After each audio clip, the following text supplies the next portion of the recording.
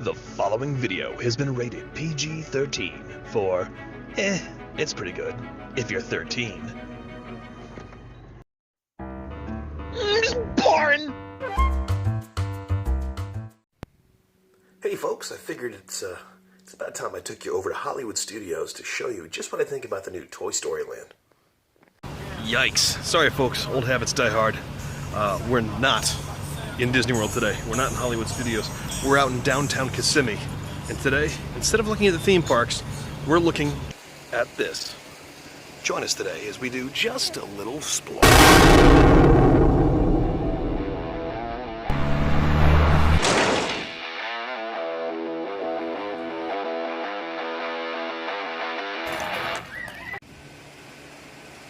To most tourists that I've run into, Kissimmee means giant wizard t-shirt shops and Old Town and medieval times.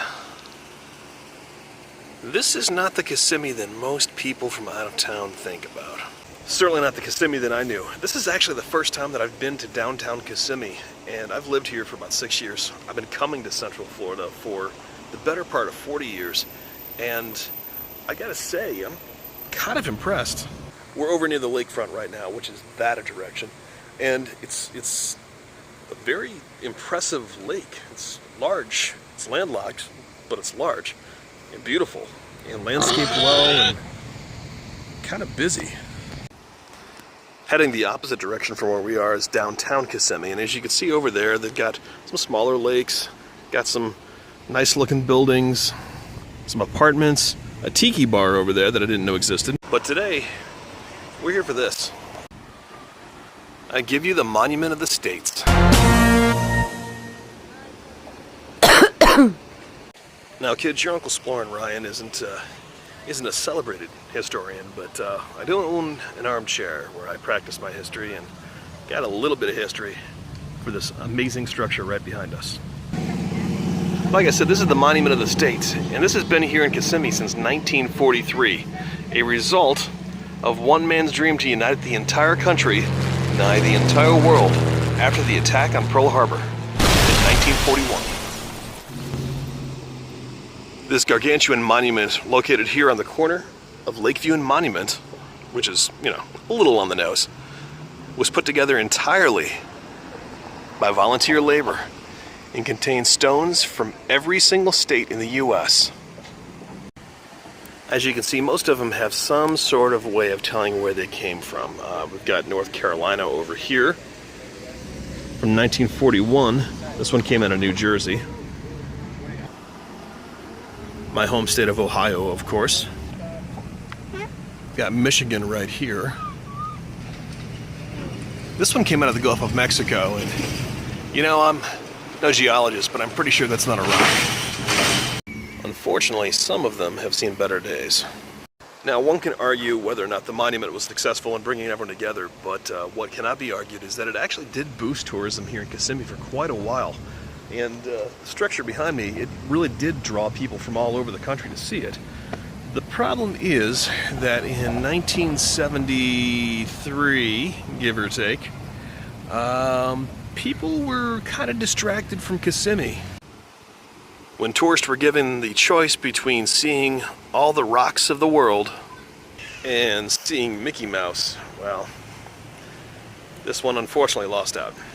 The monument wasn't abandoned, but it wasn't really drawing what it used to, and it kind of fell into disrepair, and it stayed in a state of disrepair until the early 90s, when the city kind of reclaimed everything and did a rededication. And when they did, they added a time capsule.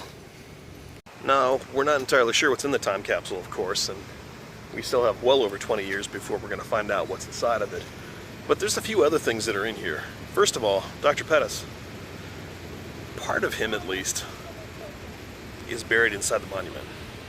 You see, when the good doctor died in the 1950s, the city of Kissimmee changed just a couple of rules to allow part of his remains to be placed here inside the monument. Far be it from me to speculate why the rest of him wasn't placed inside of here, but that's what happened. If you make a trip out here to Kissimmee to take a look at the monument, make sure you walk around the edges of the monument. And you can see the names of all the people who originally came to volunteer to help raise this incredible piece of masonry. And speaking of masonry, let's take a look at some of these rocks again, shall we? We have Wisconsin, Missouri, Texas, the great state of Canada, petrified wood from Arizona, a little something from Puerto Rico, lava from North Dakota, a little bit of the Sahara from Africa, marble from Greece, this chunk of the Mammoth Cave right out of Kentucky, Belgium and England getting in on the action, a human skull, a nice little piece from the Pilgrim's Landing at Cape Cod, and even a human foot for some strange reason. So for all my fellow armchair historians, next time you're in Orlando or Central Florida in general, come on out here. It's definitely worth a trip. It's Kissimmee, but it's not the Kissimmee that you might be thinking of right now. It's, again, like I said, Lakeview and Monument back here. It's just outside of downtown Kissimmee. It's between downtown and the lake. It's beautiful. It's strange that it's got a lot of human remains in it. And it's right here for you. And we'll see you next time when we do just a little...